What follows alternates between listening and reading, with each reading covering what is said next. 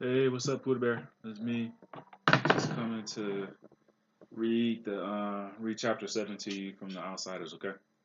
So hopefully you've gone through chapter 6, and when you finish chapter 7, let me know, and I will go and read chapter 8 to you, okay? So chapter 7. Now there were three of us sitting in the waiting room, waiting to hear how Dally and Johnny were. Okay. Now there were three of us sitting in the waiting room, waiting to see how Dally and Johnny were. Then the reporters and police came. They asked too many questions too fast and got me mixed up. If you want to know the truth, I wasn't feeling real good in the first place. Kinda sick, really. And I'm scared of policemen anyway. The reporters fired one question right after another at me and got me so confused I didn't know what was coming off. Derry finally told them I wasn't in any shape to be yelled at so much, and they slowed down a little. Derry's kinda big. Soda Pop kept them in stitches. He grabbed one guy's press hat and another's camera and walked around interviewing the nurses and mimicking TV reporters. He tried to lift the policeman's gun and grinned so crazily when he caught that the policeman had a grin too.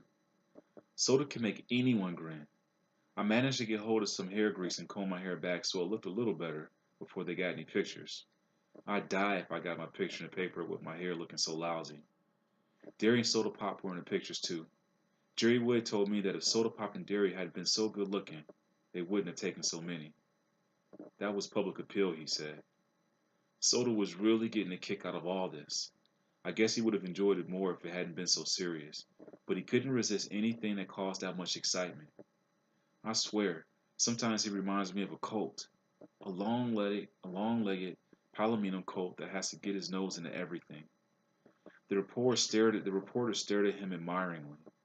I told you he looks like a movie star and he kind of radiates. Finally, even Soda Pop got tired of the reporters. He gets bored with the same old thing after time, and stretching out on a long bench, he put his head in Derry's lap and went to sleep. I guess both of them were tired. It was late at night, and I knew they hadn't had much sleep during the week. Even while I was answering questions, I remembered that it had been only a few hours since I was sleeping off smoke in a corner of the church. Already it was an unreal dream, and yet at the time I could not have imagined any other world. Finally, the reporters started to leave, along with the police. One of them turned and asked, "What would you do right now if you could do anything you wanted?" I looked at him tiredly. "Take a bath." He thought that was pretty funny, but I meant it. I felt lousy. The hospital got real quiet after they left. The only noise was the nurse's soft footsteps and Soda's light breathing. Derry looked down at him and grinned half-heartedly. "He didn't get much sleep this week," he said softly. "He hardly slept at all." "Hmm," Soda said drowsily. "You didn't either." The nurses wouldn't tell us anything about Johnny and Dally, so Derry got hold of the doctor. The doctor told us that he would talk only to the family, but Derry finally got it through the guy's head that we were about as much family as Dally and Johnny had. Dally would be okay after 2 or 3 days in the hospital, he said. One arm was badly burned and would be scarred for the rest of his life, but he would have full use of it in a couple of weeks. Dally will be okay, I thought. Dallas is always okay. He could take anything. It was Johnny I was worried about. He was in critical condition. His back had been broken when the piece of timber fell on him. He was in severe shock and suffering from third-degree burns.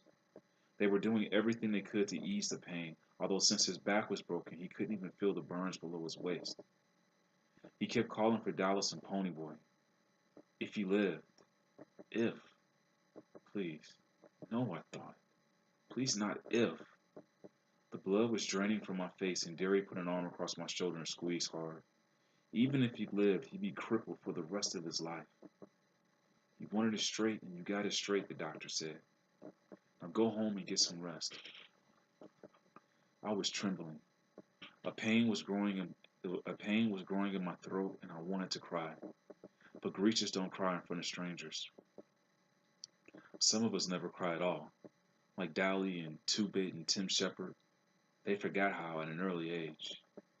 Johnny crippled for life? I'm dreaming, I thought in a panic. I'm dreaming.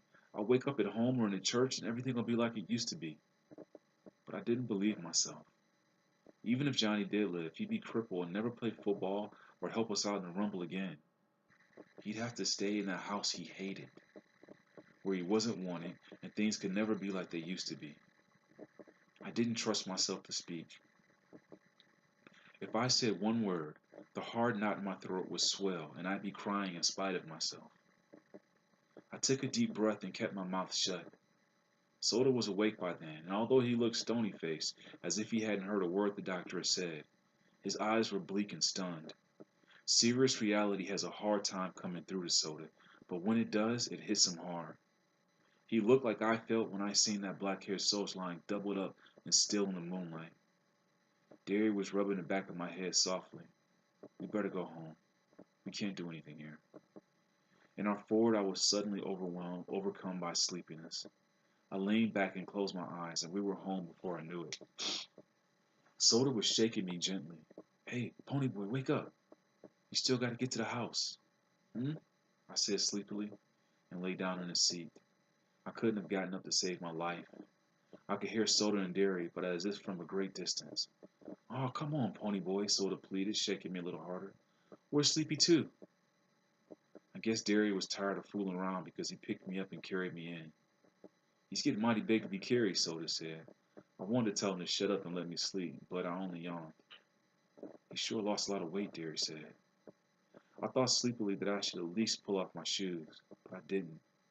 I went to sleep the minute Derry tossed me on the bed. I'd forgotten how soft a bed really was. I was the first one up the next morning. Soda must have pulled my shoes and shirt off for me. I was still wearing my jeans. He must have been too sleepy to undress himself, though. He lay stretched out beside me, fully clothed. I wiggled out from under his arm and pulled the blanket up over him, then went to take a shower. Asleep, he looked a lot younger than going on 17. But I noticed that Johnny looked younger when he was asleep, too, so I figured everyone did. Maybe people are younger when they're asleep.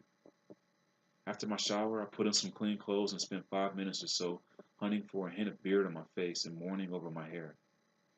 The bum haircut made my ears stick out. Derry was still asleep when I went into the kitchen to fix breakfast. The first one up has to fix breakfast, and the other two do the dishes. That's the rule around our house, and usually it's Derry who fixes breakfast and me and Soda who are left with the dishes. I hunted through the icebox and found some eggs. We all liked our eggs done differently. I like them hard, Derry likes them in bacon and tomato sandwich, and Soda Pop eats them with his grape jelly. All three of us like chocolate cake for breakfast. Mom had never allowed it with ham and eggs, but Derry let Soda and me talk him into it. We really didn't have to twist his arm. Derry loves chocolate cake as much as we do. Soda Pop always makes sure there's some in the icebox every night, and if there isn't, he cooks one up real quick. I like Derry's cakes better. Soda Pop always puts too much sugar in the icing. I don't see how he stands jelly and eggs and chocolate cake all at once, but he seems to like it. Derry drinks black coffee, and Soda Pop and I drink chocolate milk. We would have coffee if we wanted it, but we like chocolate milk. All three of us are crazy about chocolate stuff. Soda says if they ever make a chocolate cigarette, I'll have it made. Anybody home? A familiar voice called through the front screen, and 2-Bit and Steve came in. We always just stick our heads into each other's houses and holler, hey, and walk in. Our front door is always unlocked in case one of the boys is hacked off at his parents and needs a place to lay over and cool off. We never could tell who we find stretched out on the sofa in the morning. It was usually Steve, whose father told him about once a week to get out and never come back. It kind of bugs Steve, even if his old man does give him $5 or $6 the next day to make up for it. Or it might be Dowling, who lived anywhere he could. Once we even found Tim Shepard, leader of the Shepard gang, and far from his own turf, reading the morning newspaper in the armchair. He merely looked up, said hi, and strolled out without staying for breakfast. 2-Bit's mother warned us about burglars, but Derry, flexing his muscles so they bulged like oversized baseballs, drawled that he wasn't afraid of any burglars, that we didn't really have anything worth taking. He'd risk a robbery, he said, if it meant keeping one of the boys from blowing up and robbing a gas station or something. So the door was never locked. In here, I yelled, forgetting that Derry and Soda Pop were still asleep. Don't slam the door. They slammed the door, of course, and Two-Bit came running into the kitchen. He caught me by the upper arms and swung me around, ignoring the fact that I had two uncooked eggs in my hand. Hey, Pony Boy, he cried gleefully. Long time no see. You would have thought it would have been 5 years instead of 5 days since I've seen him last. But I didn't mind. I like old Two-Bit. He's a good buddy to have. He spun me into Steve, who gave me a playful slap on my bruised back and shoved me across the room. One of the eggs went flying. It landed on the clock, and I tightened my grip on the other one so that it crushed and ran all over my hand. Now look what you did, I griped. There went our breakfast. Can't you two wait till I set the eggs down before you go shoving me all over the country? I really was a little mad because I just realized how long it had been since I'd eaten anything. The last thing I'd eaten was a hot fudge sundae at the Dairy Queen in Windricksville, and I was hungry. Two-Bit was walking in a slow circle around me and sighed because I knew what was coming. Man, Big Baldy here. He was staring at my head as he circled me. I wouldn't have believed it. I thought all the wild Indians in Oklahoma had been tamed. What little squaw's got that tough-looking mop of yours, Pony Boy?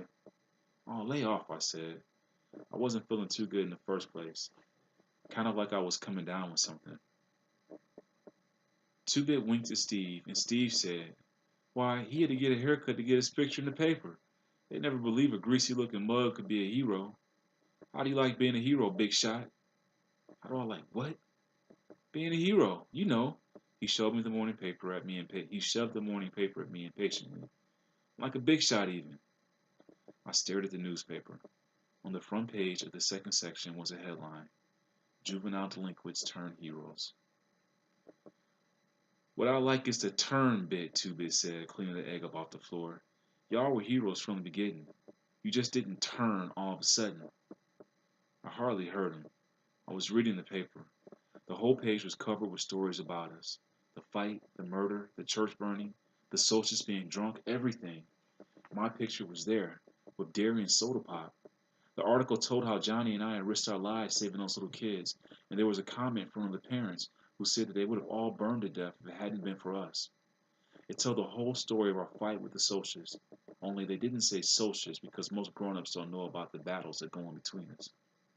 They had interviewed Cherry Valance, and she said Bob had been drunk and that the boys had been looking for a fight when they took her home. Bob told her he'd fix us for picking up his girl. His buddy, Randy Anderson, who had helped jump us, also said it was their fault, and we only fought back in self-defense. But they were charging Johnny with manslaughter. Then I discovered that I was supposed to appear in juvenile court for running away, and Johnny was too, if he recovered. Not if, I thought again. Why do they keep saying if? For once, there weren't any charges against Dowling, and I knew he'd be mad because the paper made him out a hero for saving Johnny and didn't much say about his police record, which he was kind of proud of. He'd kill those reporters if he got a hold of them. There was another column about just Darian Soda and me, how Derry worked on two jobs at once and made good at both of them, and about his outstanding record at school. It mentioned Soda dropping out of school so we could stay together, and that I made the honor roll at school all the time and might be a future track star. Oh yeah, I forgot. I'm on the A squad track team. The youngest one. I'm a good runner. Then it said we shouldn't be separated after we had worked so hard to stay together. The meaning of that last line finally hit me. You mean, I swallowed hard, that they were thinking about putting me and Soda in a boys' home or something?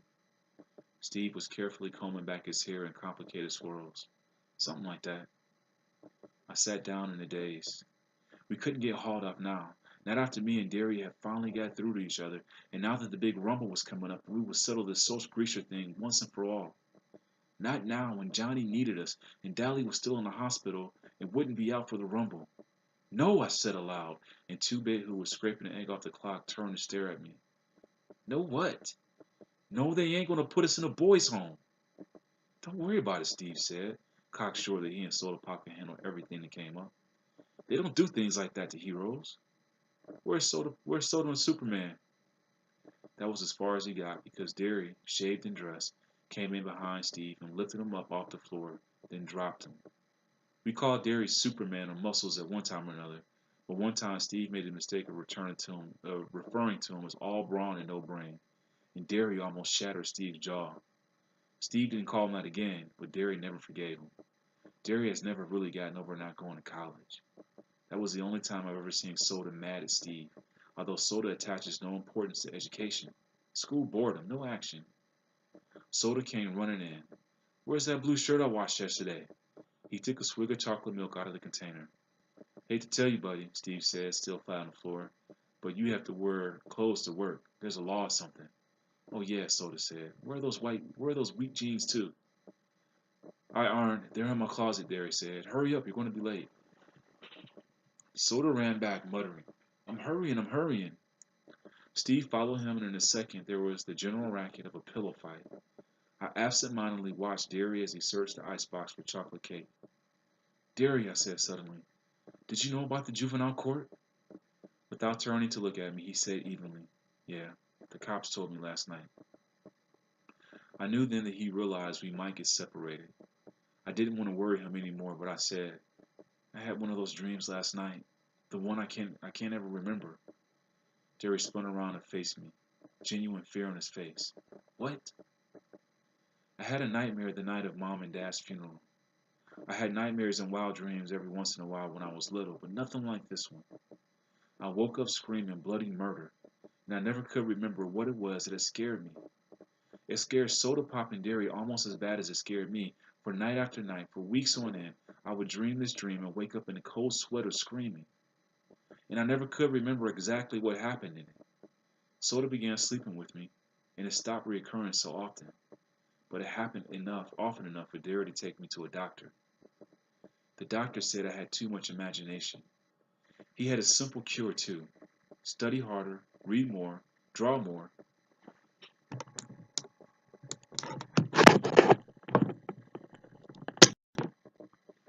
Pooter, I want to stop right there because the battery on that thing died, and I don't know how well you can hear me without the speaker. So I'm going to stop here, and we got about 16 pages left in this chapter.